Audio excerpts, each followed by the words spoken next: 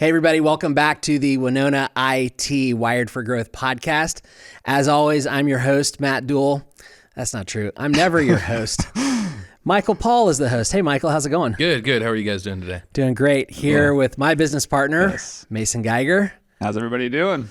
So we are from Dream On Studios, and we have had the privilege of helping Michael to produce the Wired for Growth podcast for the last number of months. It's been a really, really cool experience for us. And in fact, we loved hearing Michael and his golden tones, his rich voice so much.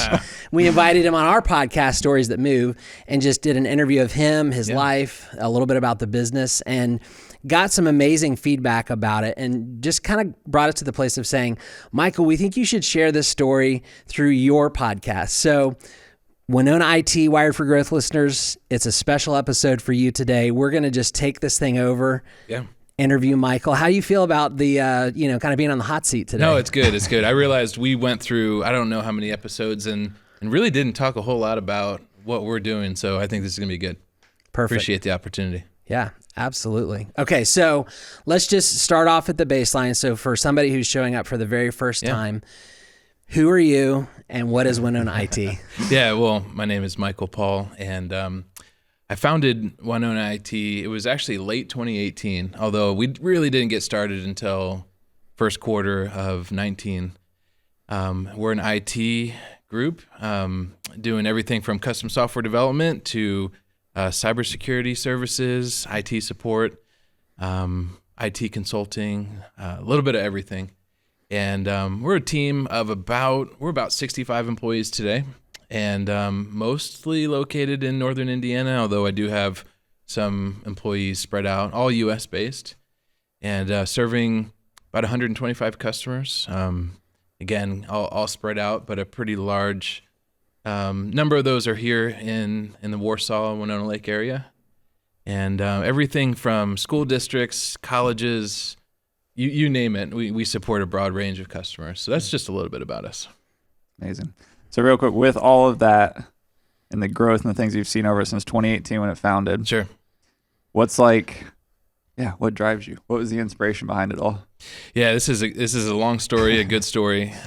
Really, I would just summarize it in saying this: when I worked in the IT industry, I had a really hard time hiring good help. I mean, I would bring in organizations, interview them, ask for references. There were a number of issues with all the companies that we brought in.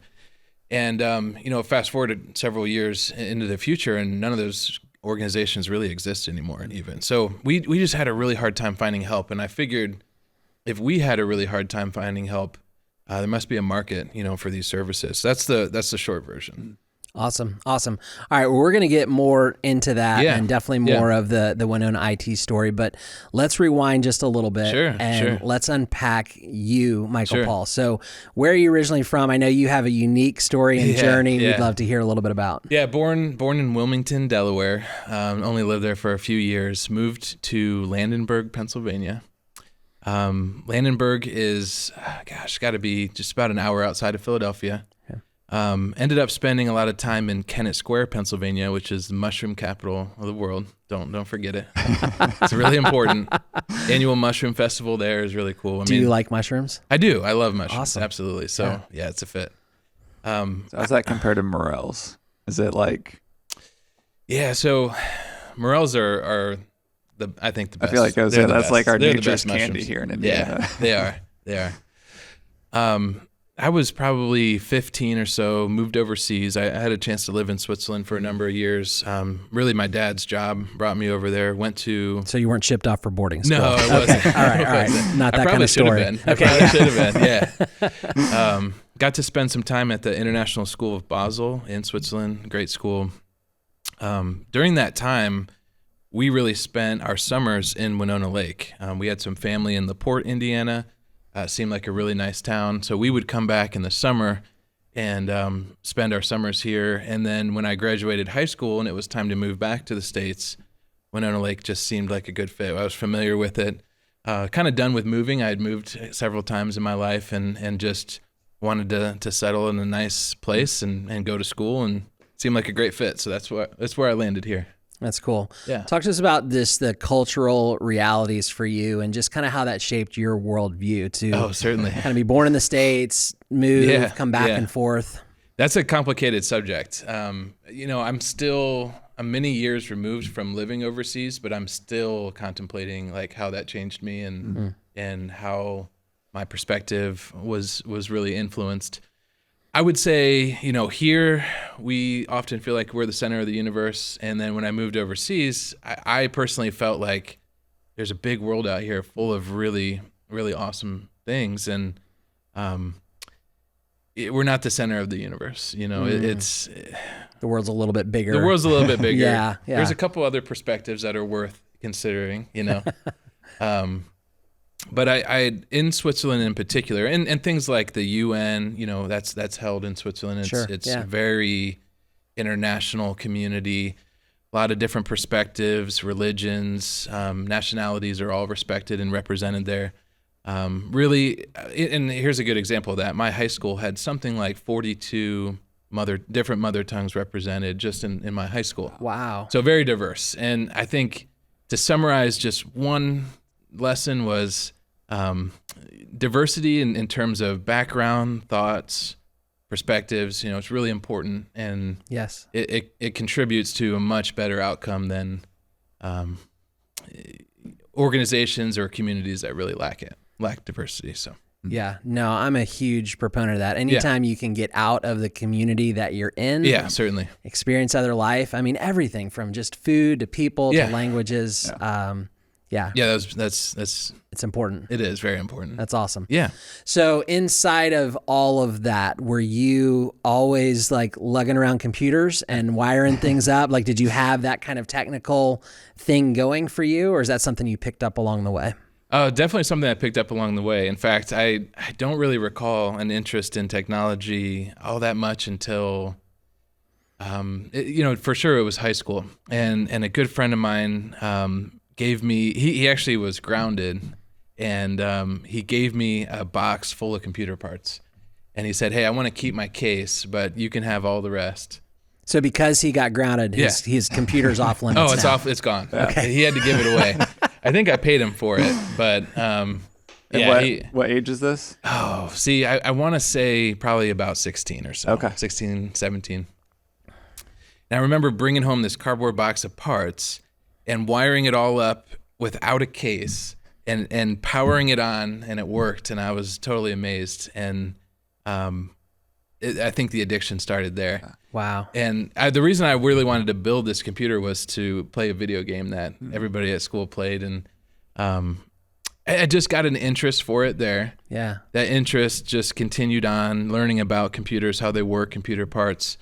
And then I remember a brief conversation with my dad going into school and trying to figure out what do I want to study, and ended up pursuing a computer science degree. And part of that was very interested in how computers work and the different parts. And it all started there in high school, though.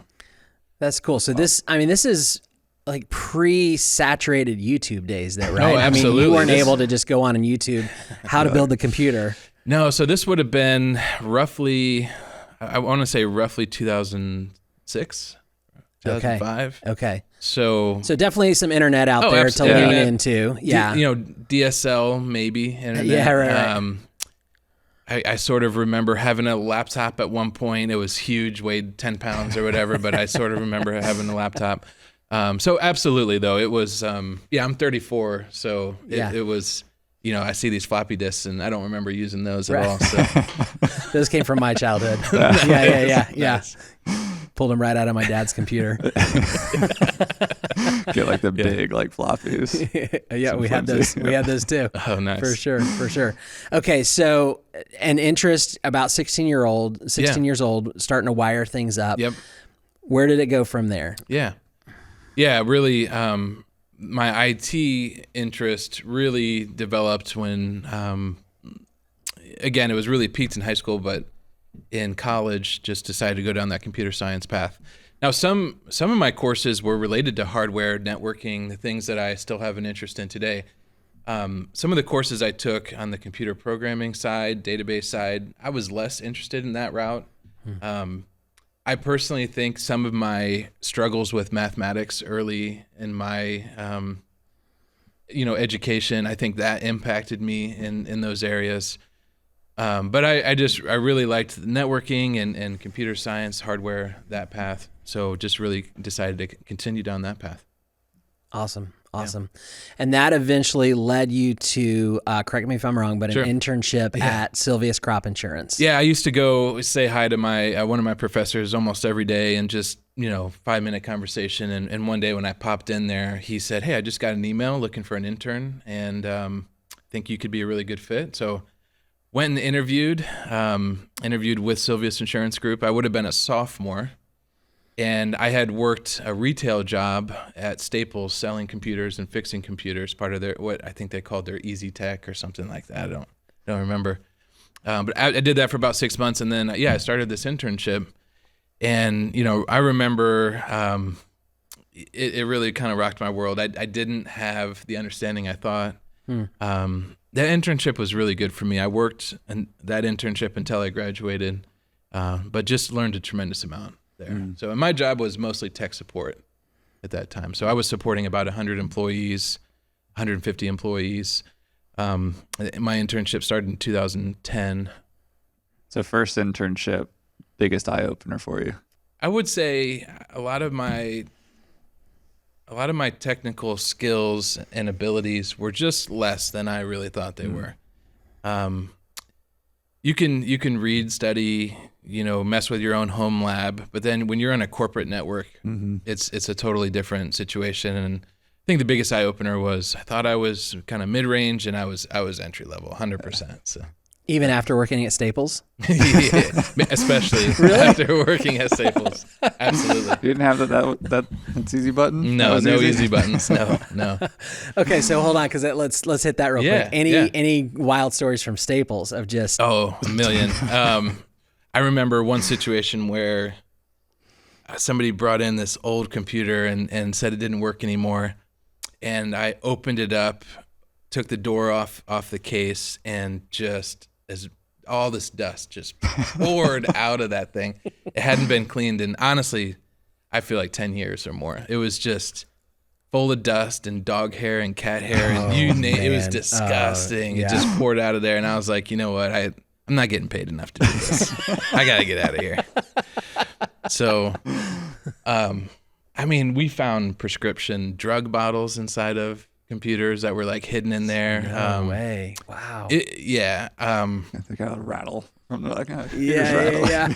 I remember talking to one guy one time, and I asked him what he did for work, and he said he was a bounty hunter. And I was like, really? That's pretty dangerous, isn't it? And he goes, yep. And he pulls his pistol out of his waistband, shows it to me, and sticks it back in his waistband. So there's a lot of stories I could tell. You know what I learned about that job, though? There's a couple of things. One was... if I got to work and I just worked hard, that was better than the majority there. So I could differentiate myself by just putting my best foot forward. The other part of that job was I had a leader at one point in time there that pulled me aside, and he said, "Michael, you're doing really good work here. Anything you decide to do in the future, I just feel like you're going to be really successful." And I still think about that to this day. Yeah. So that was a job that I didn't love, obviously, but there were some big lessons that I kind of took with me from working that retail job. Very cool. Yeah. Very cool. Yeah. Okay, so coming back then to Silveus, the internship led to what for you? Yeah, definitely. So right after I graduated, which was 2012, they brought me on full-time, and I started off working a help desk job. Over several years there, actually all the way to 2018, I did various roles, network administrator, system administrator, help desk manager, worked several different roles there.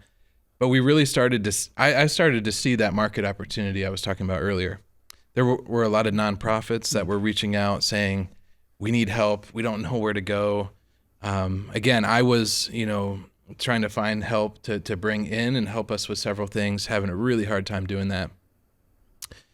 So it was, several really good years of learning the trade and learning the skills. And then ultimately talking to my boss and saying, hey, I really want to spin off and I really want to start our own thing here in town. There's a huge opportunity for this. And they fully endorsed it. So they let me spin off, service them as a customer. And it was really helpful to have a customer day one. I had a customer willing to pay for our services day one, which really was helpful. I didn't have to go knock on doors just to, pay the rent. It was, that came, but right off the bat, I had some security that was really helpful. So they allowed you to, truly fully launch into your own business. Correct. Totally split off from them, form a new entity. Wow. And just start selling services right away. What was the stress or tension in the relationship of, just moving from the, I've got an ongoing paycheck with these guys as my employers to now I'm moving them into the client seat of, that's a different relationship completely. It's certainly a different relationship. And when I look back, the task I was assigned was grow and build this business and be successful there while ensuring that the way we took care of Silveus Insurance Group as a customer, that they didn't see any drop in the service we were providing to them. So that was kind of the expectation that was laid out. And we pulled it off, but it was an immense challenge. Myself, my other team, we were just enough to really service Silveus really well. And yet we were quickly onboarding new customers. So it was a big challenge, but really thankful for all the folks and all the leadership there at Silveus that really gave me the opportunity and encouraged me to go give it my best shot, really. And I've got so many questions in this transition because I could only, and having spun off and, as we launched Dream On, knowing that it's a new era that you're entering into and a lot of risk that's involved in that. But starting off, how large was the team whenever you made that transition? Good question. So I believe it was myself and 3, potentially 4 other people. Okay. And we, like I said, we technically got started late 2018, but it was really Q1 of 19 that we got the ball rolling. We onboarded several big customers, right off the bat. Wow. So I think we started hiring quickly 2019 within probably a month or two of getting started, and it really hasn't stopped, since then. That time is a little bit of a blur to me, but I remember needing to scale up very quickly. Wow. Which, just the excitement that's involved in that, but then also talk a little bit about you're having to learn how to run a business at this point. If you're stepping into instead of technical, you're just servicing. Yeah, not just providing the service. Yeah. So I kind of say this jokingly that we accidentally did $1 million in revenue in our first year. And I remember thinking, we're onto something here and I need help bad in a bad way. So I hired an executive coach, Will Ditzler, at the very end of 2019 or very beginning of 2020. He really helped us.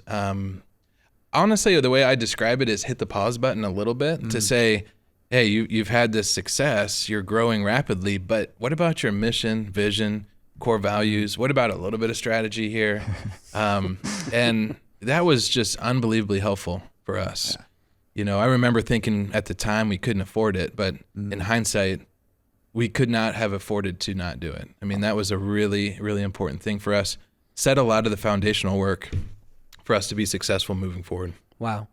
Okay, so you didn't just launch a business to serve Silveus only, right? No. So there were other people out there. So take us back to the why. When you kind of had that moment of inside of Silveus thinking, I think there's a bigger opportunity here. Why was that? Yeah, so it really, and I can give you several really funny examples here, but I got to a spot when I worked at Silveus, I could not hire good help at all. And I'm talking about IT consulting and support organizations. Okay. And I'll give you a really good example here of what I mean by that. There was one organization in Fort Wayne that we actually thought was relatively competent and capable of servicing us. They sent us over their legal agreement, And our attorney said there are 10 major issues with their legal agreement, including, referencing documents that aren't attached to it. And it's like, this thing is a mess. We went back to them and said, we're not asking for any radical changes. We need clarification on these 10 items. And they responded with, you don't pay enough monthly for us to consider changing our legal agreement. So that was immediately, no, thank you. We're done. Wow. Without getting into like a whole messy conversation, I would say there were several businesses that we felt really lacked integrity, that we had attempted to do business with, and different things that just didn't add up. Ultimately, what I decided was there's a market out there for an IT organization that really operates with integrity. If we can, at a minimum, if we can just do that, we can be successful.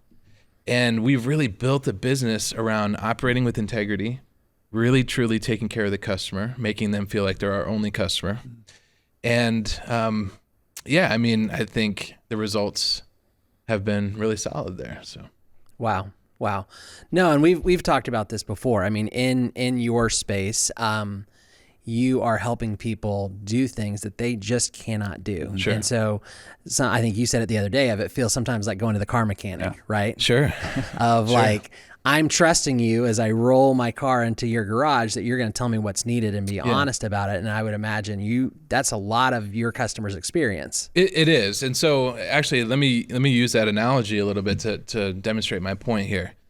In that industry of fixing cars and servicing vehicles, without any doubt, there are lots of entities there and people there operating with integrity, servicing their customers well, charging fair rates, being transparent. That's out there, 100%. I think it's also indisputable that in that particular industry, there's a lot of corruption. There's a lot of opportunity to take advantage. Yeah. There's a lot of... There's not a lot of checks and balances often, I feel. I think that's really, really, really similar to our industry. We've seen, give you a really good example, we've seen competitors where their invoice is one line item that basically says, Platinum Edition IT support. And what they're doing is they're kind of throwing everything they're offering into one line item to more or less disguise what they're charging for various services. We don't feel like that's the right thing to do. And so we're very transparent in what we charge for each service and each product and each license and just try to do the right thing there. I'm not saying only one way is correct, but I'm just saying there's one way that lends itself to extra transparency and understanding. Yeah. And that's the route that we're trying to go there. So at the end of the day, what our hope is to provide services, in Northern Indiana that change people's perception of what it means to do business with a business like Winona IT. The bar is pretty low today. And so we feel like if we conduct ourselves in a certain way, people's perception will change for the better, and this entire industry will level up a little bit. Wow.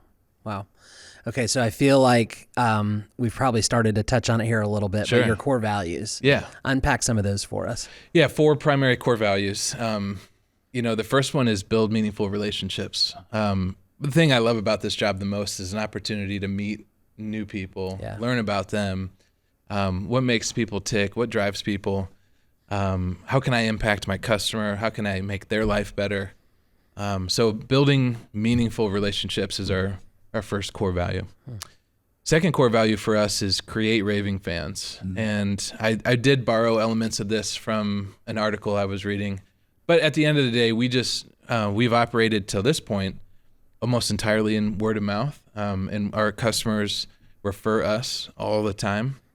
And we just want people, again, to go back to changing perception. We can change people's perception if they walk away a raving fan of ours and the service that we've provided. So it's really important. Yeah. Even though it's much harder, it's important to clarify that the raving fan is not just a client.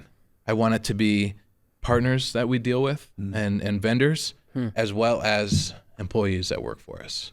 So I want raving fans of basically anybody who really comes in contact with us. Yeah. And that's easier said than done. Absolutely. But that's the goal.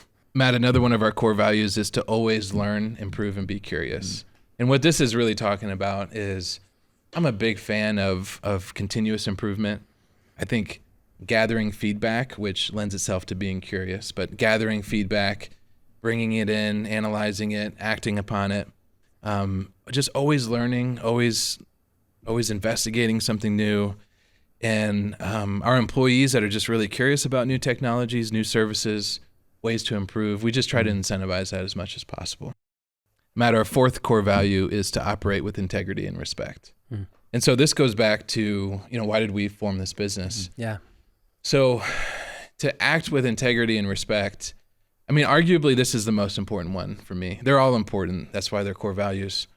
But to operate with integrity, it means to make every situation whole. And so I like to give the example of, something happened in your life or in a relationship 2-3 years ago, and it dawns on you, that thing is kind of unsettled. Go settle it.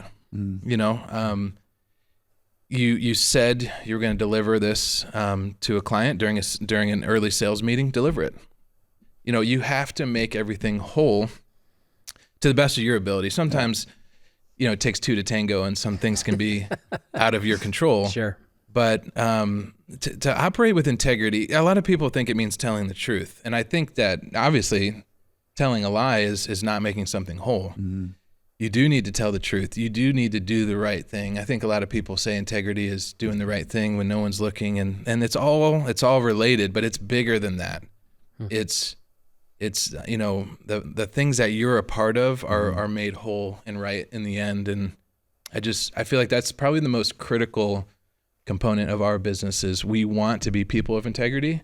Our employees want to be people of integrity. I want to be a leader with integrity, and I want our organization to operate with extreme integrity. Wow.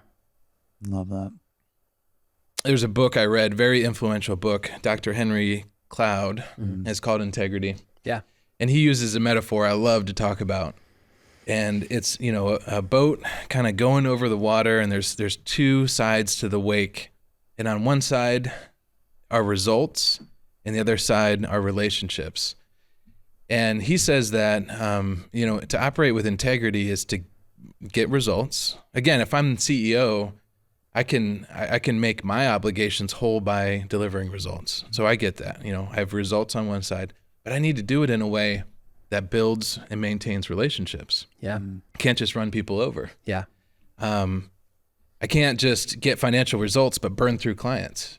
That doesn't work. Or burn through employees. Doesn't work. So you got to respect both sides of the wake. You've got, results on one side and relationships on the other.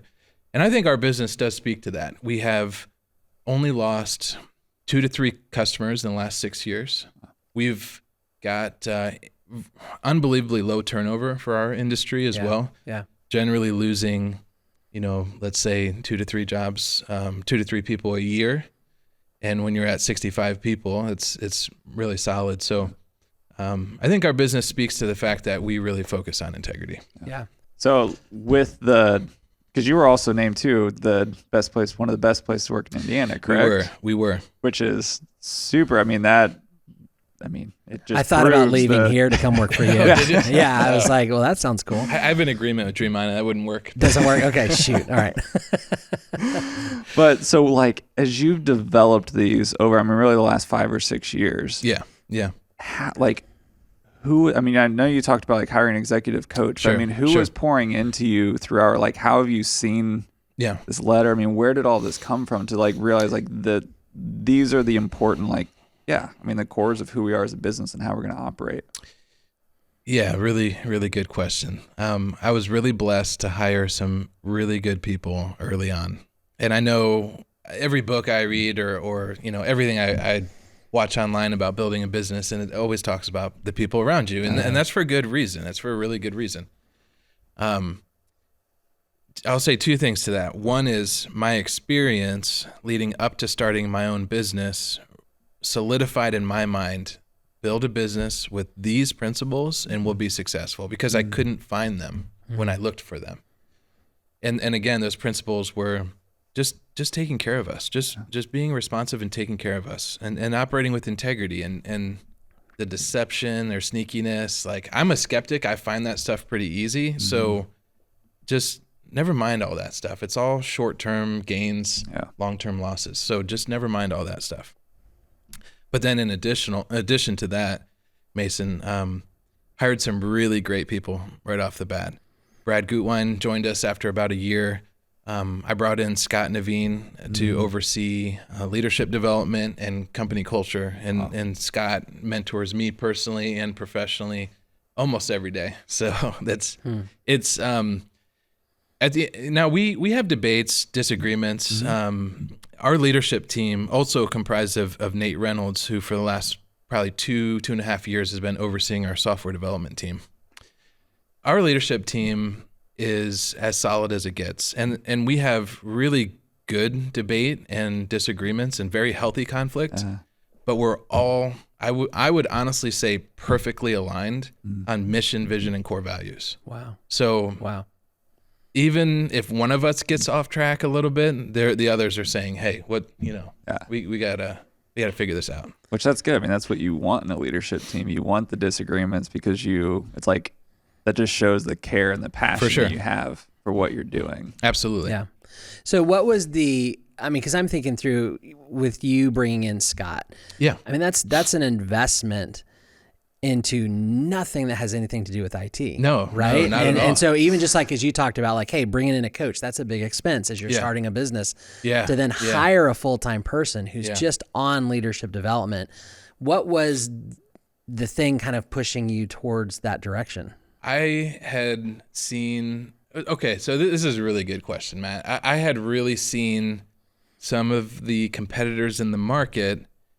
When we would interview their staff that were exiting, it was all the same exact thing. It was all, we got started, it was a close group, we were doing the right thing, and as we grew, it all went away. All of it went away.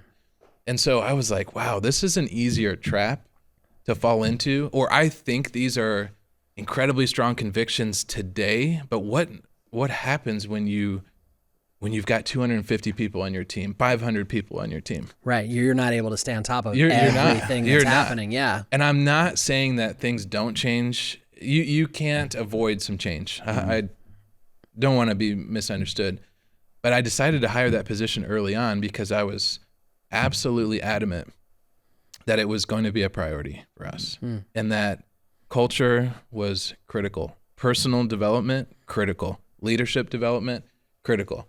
So I remember bringing Scott in, and he was employee number, 12 maybe. Wow. And I remember thinking to myself, this is really great. I don't know how it's going to work.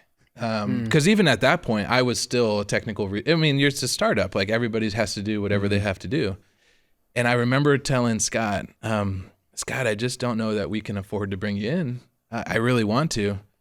And, he was in a good spot in his life where he just really wanted to change things up. And he was leaving WCC, and he had left just a few months prior. And we brought him on, and since then he's been promoted a number of times. But he's one of the best hires that I've had. Wow. He hates when I talk about him, though, so keep asking questions. Let's keep going. Yeah.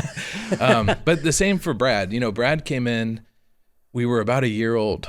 And like I jokingly mentioned earlier, we accidentally had a lot of success, but he was coming into an organization without a lot of process and procedure.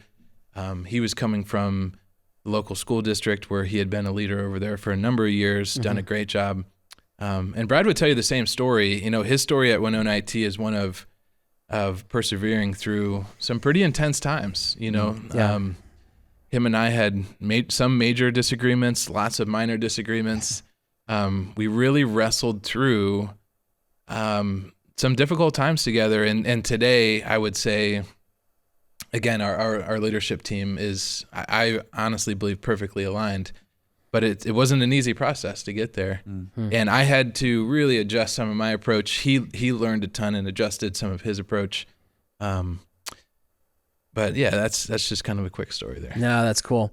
Well, and I can, vouch for both of these guys. We've gotten to interact with both of them. Brad was critical for us in this space here at the studio of helping us to design the IT infrastructure and installing the server and all those things. Yep. So amazing time connecting with him. And then Scott, I'll never forget this. One day, he reached out. I can't remember if he reached out to Mike or to me, but he basically said, "Hey, can I come in and meet with you guys?" And we're like, "Yeah, sure." I was convinced he was coming in to sell us something. I'm like, all right, here he comes. Michael has pushed sales over to Scott for some reason. Scott's showing up to sell us something. But I love these guys, so absolutely happy to give him an hour of time. And we sit down, and he just opens up this conversation of, "Hey, how are you guys doing? Mm-hmm. How's business going? What's going on at Dream On? Is there anything we could be doing?" And it was not sales at all. It was truly just a checking in on us. And we just had this awesome, very cool, very relational conversation. And he left, and I just thought, who does that? Who sends people out to just check up? How are you guys doing? So I think the world of both of those guys and your team at large. And we've experienced that culture that you're talking about. That's great. We call that a goodwill visit. And the notion there is we just want to make sure we're doing a good job for you guys. I think we do 2 to 3 of those a week, roughly.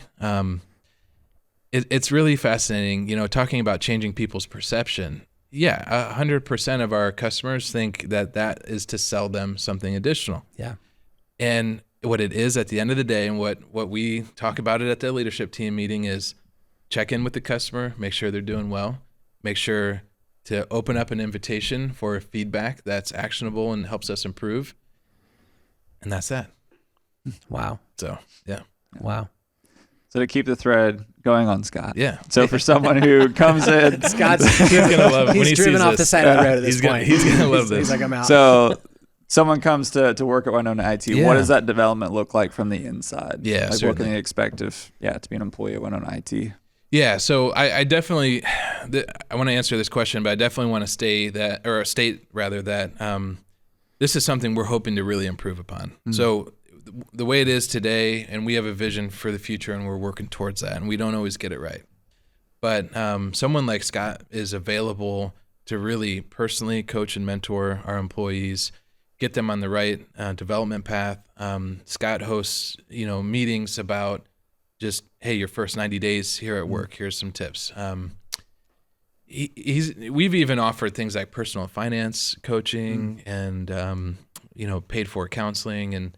And so I think it varies depending on the role, but what we really want for our employees is to have an opportunity to grow here at our organization and to be constantly given little bits of info that really help them get on the right path and advance and grow. And we've had some really great success stories of individuals who've come in. One of them that just comes to mind immediately is Noah Pixton. He originally came in, he was doing a support role where he just provided support on a certain software that we develop. He moved over to a help desk position. Noah's trajectory is really to oversee maybe the entire support team today, and he's gone and done a lot of certifications outside of work. He's absorbed a ton of mentoring and coaching, and that's what we really want to see, those success stories. So love that. That's cool. No, and another thing is you say that, just thinking about your help desk. It's another service that we utilize, and again, just something that's so amazing to me is, you write this email, help@winonait.com, and within minutes, almost every single time, there's a response back. And it's like, a lot of times you reach out to those support emails and you're thinking like, well, there that goes. Right. Like, let me start searching Google to figure it out from here. You guys are within minutes. Is that by design? Well, it certainly is. I mean, it speaks to the goal of changing people's perception, which I think responsiveness is one of the easiest, most impactful ways to change people's perception, because you're exactly right. Look, I'm not trying to pick on them, but support@verizon.com. I think my response time was 7 days or something like that. That's crazy. So we want to be totally radically different than that. We want them to feel like they're our only customer. 99.9% of the tickets submitted to Winona IT are answered, not by a bot, by a real person, answered within 20 minutes. Wow. So we just really want to take care of the customer, make them more efficient, make them feel really well taken care of. No, so recently Mason was doing a shoot down in Mexico, and he shot me a text, and he's like, I have no access to my Microsoft stuff. I forgot to let Winona IT know that I was traveling. Sure. And so I quickly wrote the email, and when I sent it, I was like, I think it was like 6 p.m. at that point. I'm like, they're not open. I get the email back. So sorry, after hours. If this is an emergency, reply with urgent in the subject line. And I was like, you know what? Mason needs to get into his email. So I went ahead and did it. Sure. And again, I want to say it was in less than 10 minutes when your guys was back on it and had it unlocked. You texted me and you're like, hey, you should be good. Yeah. And there my calendar was. Yeah. So even the after hours thing, it's like you guys are on top of that in a really cool way. Definitely. I mean, a big piece of our value proposition is, look, if we're really efficient on our side, and you can be efficient on your side. So it's a big piece of it. And we feel like it speaks to the building meaningful relationships and creating raving fans. And it's a big piece of what we do is we want to be responsive. Cool. Absolutely. All right. So just talking about help desk, security, some of those things, what are some of the big things that are happening right now in IT that you guys are just well suited to help clients with? Yeah, absolutely. So one of the big things we've been seeing for a long time, but we're seeing a lot of today is social engineering. So social engineering, it can be automated, but sometimes it's an individual attacker who is able to really trick somebody into doing a certain action. And so just as one small example that I've seen is somebody went onto LinkedIn, found two businesses working together, and then they targeted one of those businesses with a fake invoice, appearing to be the other business.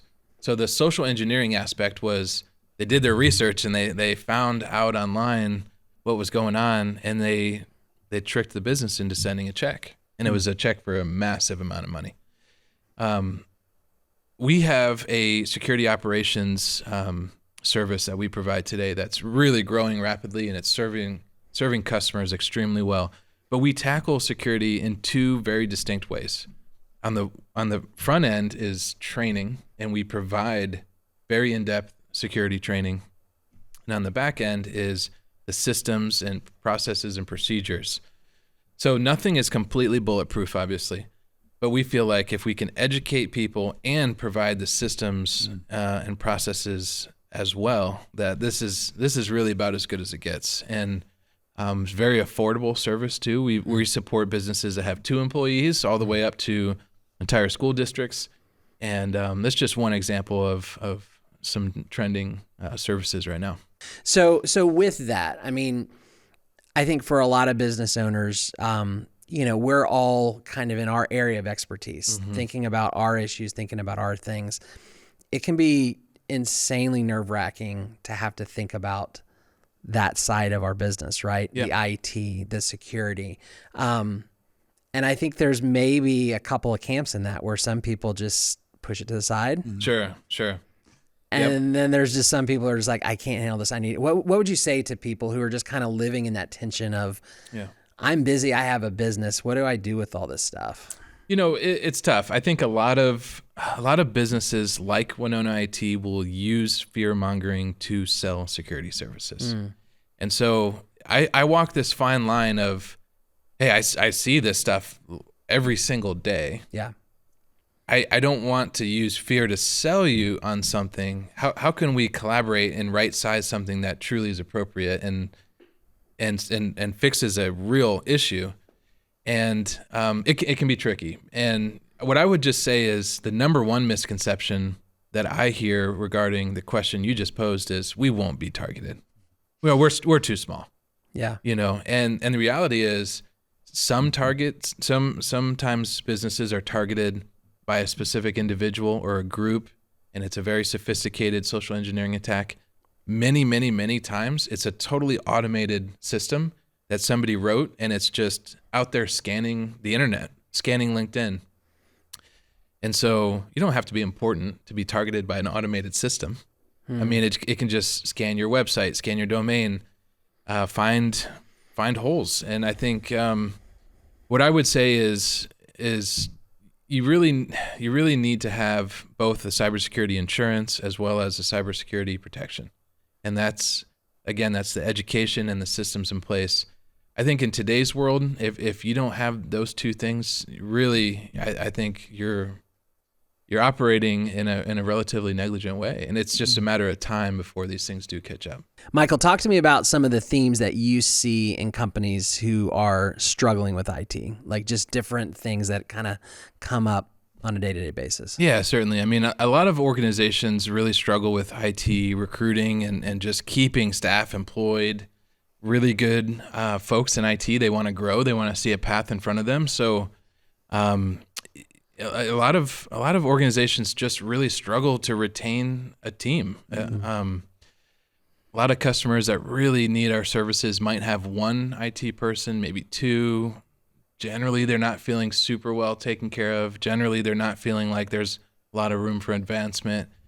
And quite frankly, sometimes they're checked out and they're just there kind of punching in, and things kind of sneak up on them, honestly. And we like to work with people like that, though, and we like to provide resources and encouragement for folks like that. But without a doubt, folks really have a hard time recruiting IT talent. And one of our value propositions is don't spend time on that. Let us provide these services. Let us worry about that. Let us, attract and retain top talent. And you do what you do best and what makes you money. Yeah. And that's a really big theme. Another related theme is, I think some customers get so frustrated with IT, whether it's the problems, the expense. I mean, just it can be anything really. They get so frustrated with it, they kind of just put it away and don't really revisit. And a year is 2 years, is 3 years, is 4 years, and before you know it, they're way behind. Wow. And that's a common theme as well. Just, I don't understand this, so I don't want to talk about it. That's a perfect customer for us, especially if outside of IT they're running a relatively good business with a relatively aligned leadership team. We can come in and be a tremendous resource for them. So we try to make it easy, try to explain it the right way, and make progress. So those are a couple themes. Another theme is just, there's a lot of businesses out there that are very, very risk adverse. IT falls into the realm, in my opinion, of you're making an investment and the return is not always $1 spent, $2 back. Sometimes it's $1 spent and an employee has a much better experience, or $1 spent and we're much better protected against a threat. And so I think $1 spent, not $1 million having to be spent later to get us out of trouble. That's right. Yeah. And so there are certainly businesses that we interact with that have a really hard time getting out of the mindset that it's not going to be $1 spent on IT, $2 returned. That can't. I want to clarify, that can be the case. Like, there are financial ROI opportunities on many IT initiatives, but it's not always the case. And so some of these risk adverse organizations are just kind of stalled out in even just taking a look at opportunities related to various IT initiatives. I would say those are really the common trends that I see the most. Yeah, that's great. What would you say to an organization who has maybe had some pains with IT in the past, and they are those ones who have kind of like tucked it away of like, hey, I know this wasn't a great experience, I'm not going to mess with that anymore, or it's like, or maybe they're in a relationship right now that they know doesn't feel right, but they just like, hey, this is what it is. Yeah, that's it. That's a really common issue. Hence, our desire to really change the entire region's perception. I mean, it's often the case that we get called in, a client is eager to fire their existing IT staff, IT provider, horrible experiences. And we've built a brand, and our entire brand identity is really centered around the fact that we operate different. We don't burn through customers. Like I mentioned earlier, we've only lost a handful in 6 years. And we're one of the very few IT organizations that doesn't require a long-term contract. So we really feel like the service we deliver speaks for itself and leads to long-term engagements. We're not going to lock you into an agreement. many other competitors, it's the opposite. I want to get you signed on for 5 years. First 6 months are going to be great, but then we'll kind of tuck you away. And there's a lot of frustration regarding that, tons of frustration regarding that. So I would say what would I say to somebody who's really frustrated? I'd say our entire brand and success has been built around breaking through those misconceptions on that's everybody, that's not us. So we deliver a very different experience, very dedicated to delivering a different experience. And the proof is in the results. That's been our major differentiator. So if I'm a business owner and I'm listening to this and I'm thinking, I don't even know where we're at in this whole conversation. I don't know if we are secure. Sure. What would you recommend? And can you, I know every job is different, every business is different, but is there kind of a general like ballpark of I should expect this to have someone like Winona IT come in and just do an assessment? Yeah. So we love to do assessments. We've done many assessments over the years, and frequently we're able to find significant changes that need to be made. I would say every assessment is different, and so it's hard to just kind of generalize what an assessment looks like. But we've conducted many cybersecurity assessments, just general assessments too, on what are your IT processes and procedures? How's your help desk running and supporting your business? How efficient is your IT team? These are things that we can do very easily, very effective as well. Awesome. So with your going back to one of your core values of always learning, innovating, how do you, there's always a new attack out there. There's new things. How do you stay ahead?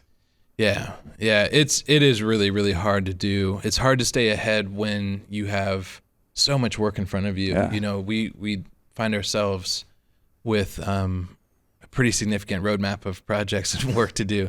I'm sure you guys are in the same boat. I would say that, our team is really, really good at staying up to date and participating in various communities where this information is shared freely. And I think we do a really good job with this overall.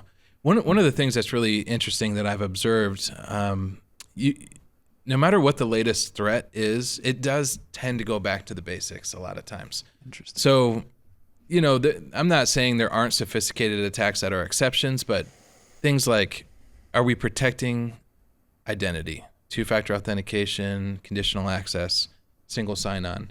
Are we providing education, monthly or quarterly trainings? Are we reporting on the trainings to the managers? Are we doing phishing simulations? That's a big thing we love to do, phishing simulations. Report that to the managers. And so when you say phishing simulations, unpack that a little bit. Yeah. Are we fishing bass? Are we fishing? What are we talking about? Okay, walleye. All right. Yeah. So just to wrap up that question, so I think a lot of these trends do have similar remedies at the end of the day, which is helpful for us. But to go back to your point about phishing emails, Elliot on my team really, really strong in this and has really pioneered this for us. We send an email that hits our customer's inbox, and it tries to convince them to open up an attachment or click on a link, enter their credentials. So we call it a phishing email or a simulation of a phishing email because we're looking to see if we can steal credentials. But the entire point of us doing it is to identify high-risk employees that just need additional education. It looked like an Amazon email, but here's the 5 things you could have done to identify this wasn't a real Amazon email. Right. So what we've seen is, when we start these exercises, 25-30% of the client's employees fail for our simulation. Wow. Over time and through training, we can get that down into single digits. So very effective part of how we tackle cybersecurity. But the Prince of Nigeria promised me many thousands of dollars. So it felt legit. I get asked a lot about those. It's Michael Scott. It's like when the Prince of Nigeria emailed you directly. Yeah. The scary truth about those, what I would obviously call completely unbelievable emails, is their intent is to trick the most gullible segment of our population. Wow. And the people who respond and fell for the Prince of Nigeria has $1 million waiting for you. Yeah. The sad truth is those attackers can get really, really deep and successful with that gullible portion of our population. Yeah. Oh yeah. Well, and I'd say we're entering a new era of some of those things getting a little bit smarter. Oh, yeah. I mean, I'll tell a story that happened to me recently. So I get an email from a woman who says, I found Dream On Studios online. My husband was a videographer. He just passed away. I would like to gift his equipment to someone who would make good use of it. And I was like, interesting. Yeah. And so, I show it to Mason, and my first response was, this feels like a scam. Yeah. It does. But I was like, I'm going to email her back and just see where this goes. Sure. So she then lists out the equipment. It was an $8,000 camera. Okay. Like a really nice, like, we would love to have this camera. Like, this is great. And I say, okay, really cool. And so it just turns into the whole thing of like, I'm waiting for the moment that she asks for money. Right. So she didn't, and it just kind of kept going. So she's like, hey, I've decided I do want to gift you the camera. Let me get your address and I'll ship it to you. And, then there was something about, I just need to get money to pay for the shipping. Yeah. And I go, okay, here it is. Here it is. Yeah. So I've just, again, kind of going along with it. I said, could you send me a picture of the equipment so I could see it? Within minutes, she emails me back a picture of it, of the camera. And in the picture, there was a Post-it note that what did it have, my name, or it had something she had written, that like identified it for like the day and time and stuff, right? Like holding up the newspaper, right? The hostage thing. And I'm looking at this picture and I went, wait a second. And so I printed out and look at, and our whole team were like looking at the whole thing, and we decided it's an AI generated image. Wow. Because we could see the photoshopped elements of it, where they had photoshopped, or AI, where they had kind of created this whole thing. So then at that point, I'm just like, okay, it's definitely a scam. And, I pushed it aside, but I'm like, wow, that's the new generation of this thing, where, to your point, like, again, on the social engineering thing, people are looking and finding, let me target this person because they have this interest, this business, that thing. Yeah. And I think we do a really good job accounting for scenarios like that, because there's no email filter that is going to account for that. I mean, potentially our filter, for example, might say first time sender, be careful, unverified address, something like that. But overall, that's not a systems job for that. That would be education and training. Yeah, right. Okay, so we've gotten in the weeds a little bit, talked about some scary security things now that everyone's feeling warm and fuzzy. Talk to us about some of just the clients that you've loved working with who have really just bought in and trusted you to just own this area of their business. Yeah, no, there's a number of relationships that I feel like have been real big win-wins. I mean, obviously we talked about the Silveus Insurance Group one. Really love working with them to this day. Provide a lot of services to them. Grace College is a big one for us. We've been working with them for a number of years now. Work with Don over there and a couple members of his IT team. We've been servicing Grace, I think, very well for a number of years. And we've got folks over there every day. And we've been able to deliver really quality service for all the folks over there at Grace College. Been working with Wildman Business Group for a number of years. Really enjoyed working with Adam and Patrick, Chris Moore over there. Really good team over there. Grace Village, actually one of my favorite customers. Their CEO, Justin, is a great guy. We've been able to provide really solid services for them over the last couple of years. They're thrilled to death. We just sponsored their golf outing Monday. But, these are a couple examples of the organizations that we have just developed a real win-win relationship with and long-term customers. That's awesome. I have the privilege of serving on the school board, and so know that in the last year or so, you've developed a growing relationship with Warsaw Schools. Warsaw Schools, and, great customer. Yeah, Kyle and his team, and they just speak nothing but the best of you guys in the way that you've come in, because they have an existing team of people that are working on things, so for you to shoulder up with them has been really cool. So I mean, is that kind of the norm for you? If there's a variety of, hey, there may be an internal team, but you can come in and kind of create some assists? Yeah, certainly. So we just mentioned a couple bigger customers, and certainly the bigger customers tend to have some existing IT staff. Yeah. And so we can absolutely come in, augment their capabilities, increase their capabilities. One of the things we've chosen to do is really pour into those folks and help them come along in their IT journey as well. And I think a lot of my competition would probably steer away from that or consider that a threat. And, sometimes it can be. But I think the intent, if really our mission is to enrich people's lives, then we would take that opportunity to do the best we can to pour into them as well, as if they worked on our team. So, yeah. It's all about the long term. Yeah, certainly. It's all about the long term. Love that. So speaking of long term, what's the future look like for Winona IT? What are you excited about? What's continued growth look like? I think the future is looking really bright. I mean, we've got a really great team, and we've been able to have some pretty big wins recently. Matt, you mentioned Warsaw Community Schools, but we're also now partnering up with Whitco Community Schools as well. So a lot of really awesome things on the horizon. One of the things that we're working on here in just the next couple months is expanding over to Fort Wayne. So we look at that as a great market. A market that honestly is really in need of what we're out here to do, which is change people's perception and deliver really quality services. And a lot of the organizations that we've brought on from Fort Wayne are signaling to us that they're just tired of what's there and not a whole lot of options for, again, that integrity piece that we're looking for. So really big opportunity for us. And we're going to continue to invest on our software development side of the business. We service our customers really well over there, have some tremendous capabilities, and looking to grow and expand that as well. So that's just the next probably 3 to 6 months. Oh, that's amazing. Awesome. Yeah. Awesome. Okay, so I want to shift gears just a little bit.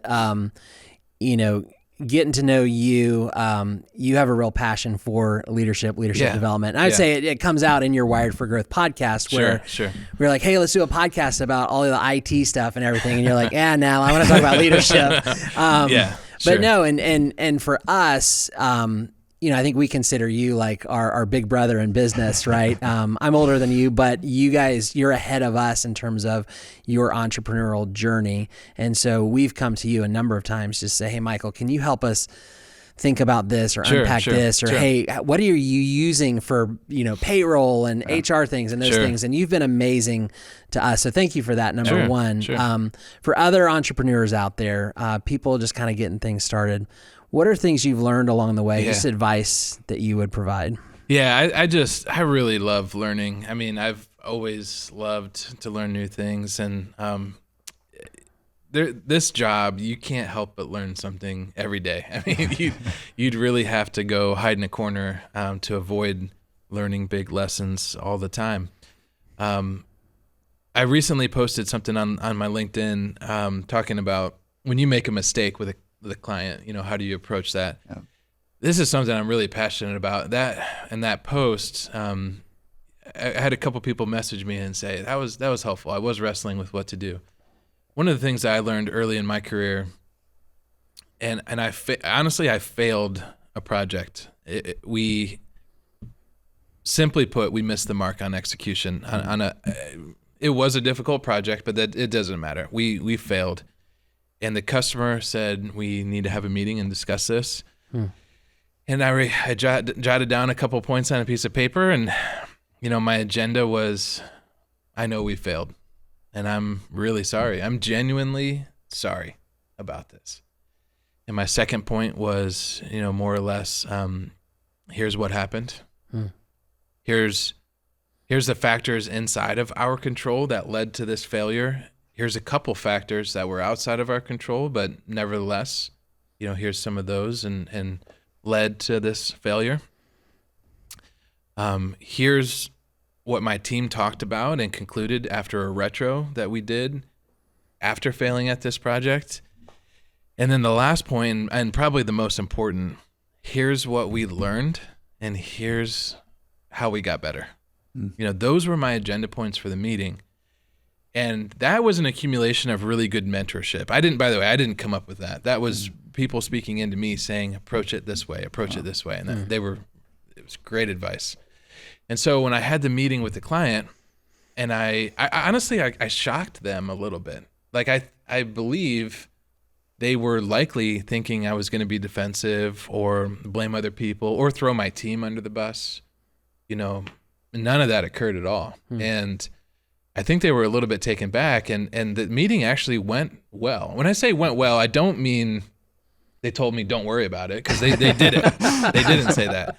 But I think it went well in the sense that I genuinely laid out what had happened, and I'm sorry, and we're going to make sure that we're better because of this, and you are better because of this.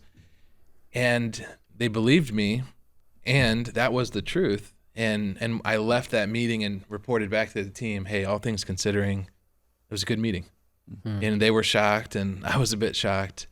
But I guess to sum it up, Matt, what did I learn? I learned that transparency and honesty will buy you grace with a customer or an employee, sure, or a spouse, or a friend. I mean, it's like an indefinite. It applies to so many different things, but transparency and honesty are the only ways to handle the times where you mess up. And trying to bury it, trying to move on, trying to throw someone under the bus, those are really short-sighted. And they you might feel like you won in that moment, but an accumulation of that is not good. It's not healthy. It's toxic culture. So one of the biggest things I learned is you're going to screw up often. Be transparent and honest about it. So good. Because that's the only way that you truly grow through it, is you have to be like, hey, there was a mistake, there was a failure. How do we learn from it and grow forward?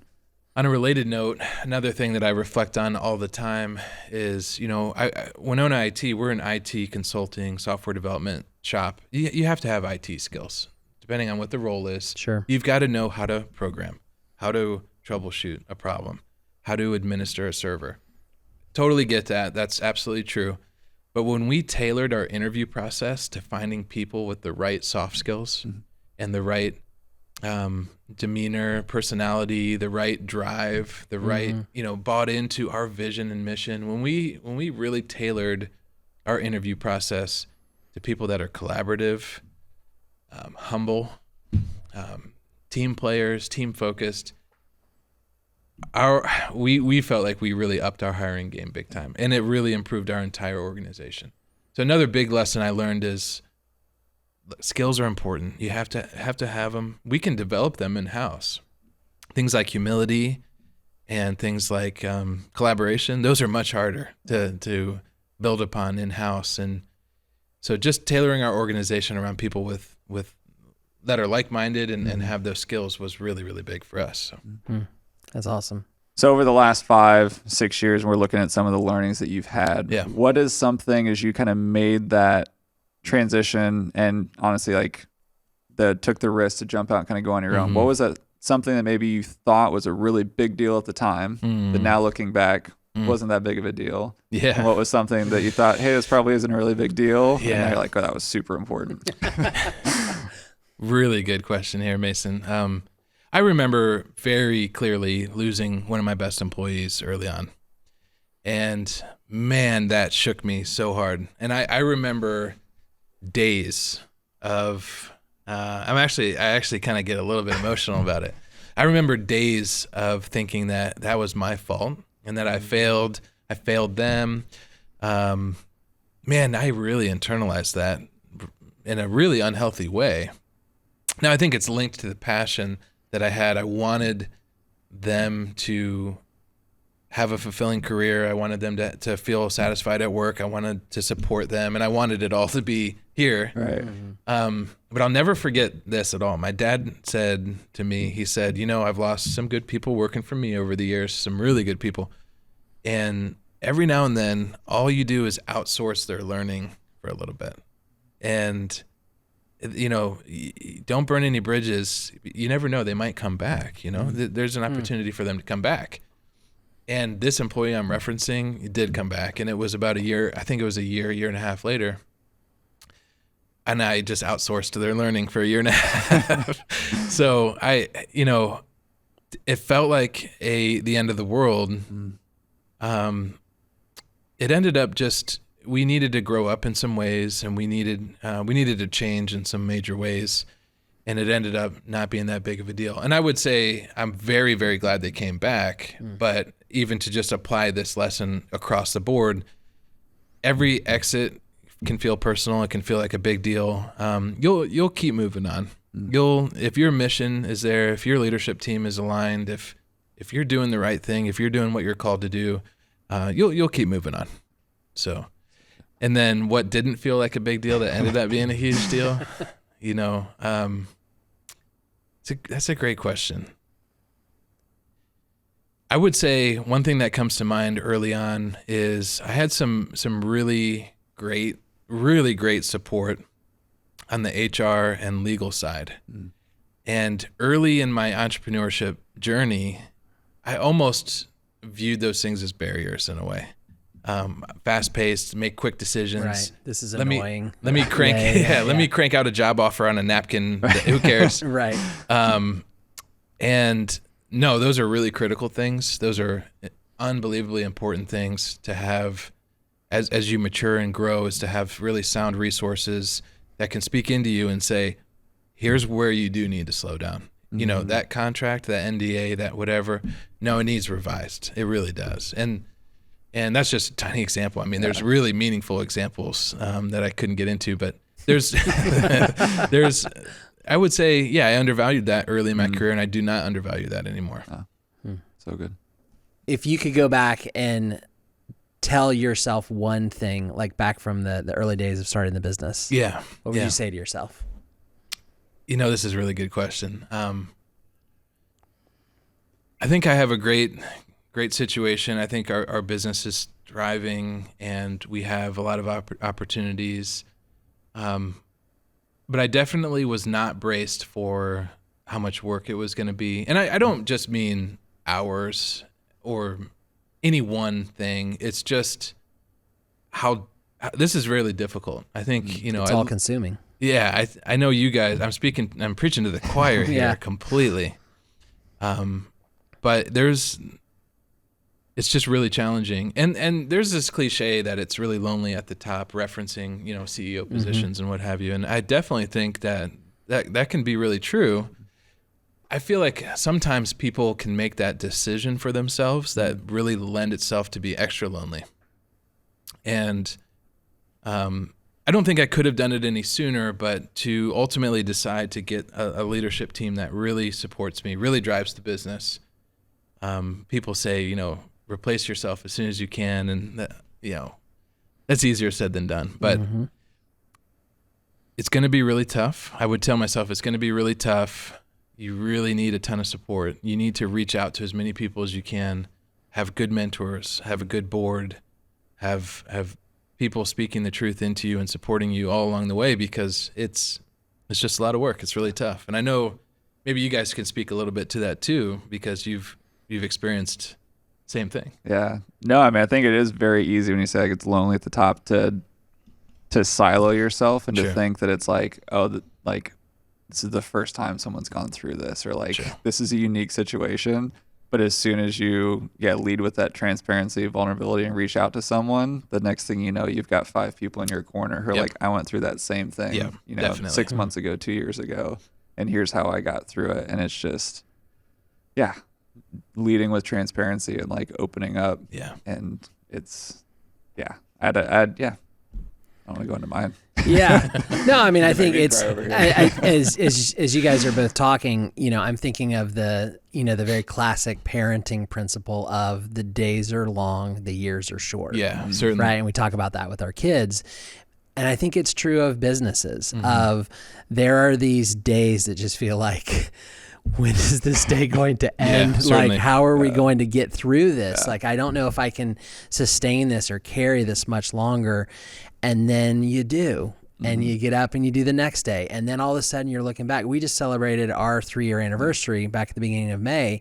And it's like, I can't believe this has been 3 years. Like, we have team members coming up on their 3-year anniversary, 2-year anniversary. It's like, I can't believe that it's already been this quick. And so, yeah, I think it's and the other piece I'll lean into is you just don't know how close you are to succeeding. Oh, sure. Right? And how many businesses have just thrown in the towel. Yeah. And they were so close to turning that corner. Yeah. And you don't know when that's going to be. No, that's so hard. Yeah, it's so hard. It's hard because on the one hand, you're absolutely right. I think there's this graphic floating around LinkedIn where somebody's trying to dig to gold and they quit and they're like 1 foot away despite digging this huge tunnel, right? Yeah.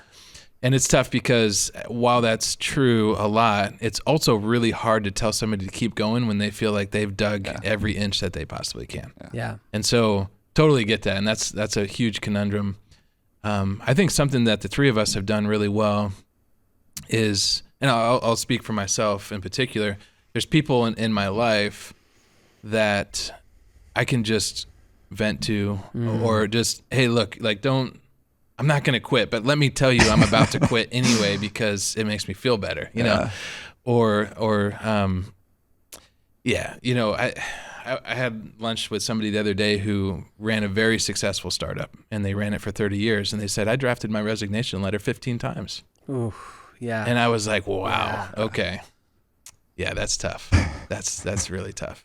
So I think just having those people in our lives, my wife, I've already mentioned a number of people at work where, you're a human being. Mm-hmm. You're a human being. You're not bulletproof. It's too much work to try to seem bulletproof, and people can see through it anyway. Yeah. So it doesn't really matter there. But I would tell myself, I'd go back and just say it's gonna be a bumpy ride, and